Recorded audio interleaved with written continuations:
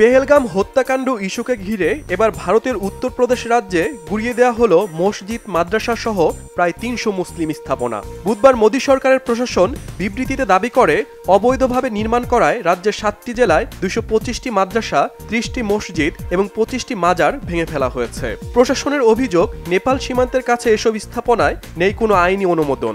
এগুলো নির্মাণ করা হয়েছে অন্যের জমি এবং বনভূমি দখল করে। তবে উত্তরপ্রদেশের স্থানীয়দের অভিযোগ, অবৈধভাবে নির্মাণের জন্য নয়, বরং ধর্মীয় সন্ত্রাসবাদের দাবিতে এগুলো ভেঙে ফেলা হয়েছে। উত্তরপ্রদেশের সরকার পেহেলগামে ১৬ পর্যটক হত্যার ঘটনার পর থেকেই এগুলো ভাঙার জন্য উঠে পড়ে লেগেছিল।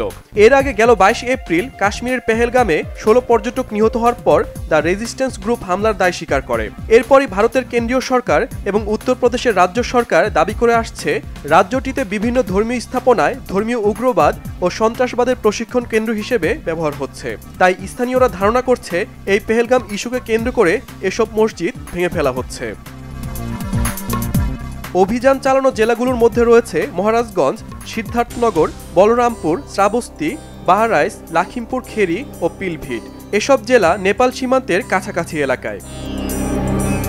এদিকে পেহেলগাম হত্যাকাণ্ড ইস্যুর পর ভারতের বিভিন্ন রাজ্যে শুরু হয়েছে অনুপ্রবেশকারী ধরা।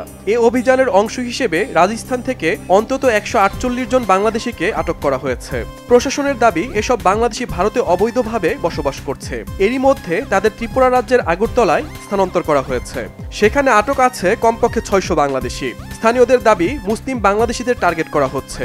তাদেরকে বাংলাদেশে ফেরত পাঠাতে চায় রাজ্য সরকার। সম্প্রতি ভারতের বিভিন্ন রাজ্য থেকে এভাবে আটককৃতদের কয়েক দফায় সীমান্ত দিয়ে বাংলাদেশে পুশব্যাক করেছে বিএসএফ। এর আগে ত্রিপুরার সীমান্ত দিয়ে ৭২ জন বাংলাদেশিকে পুশ ইন করা হয়। Shahid Arafat, Bangla vision news desk.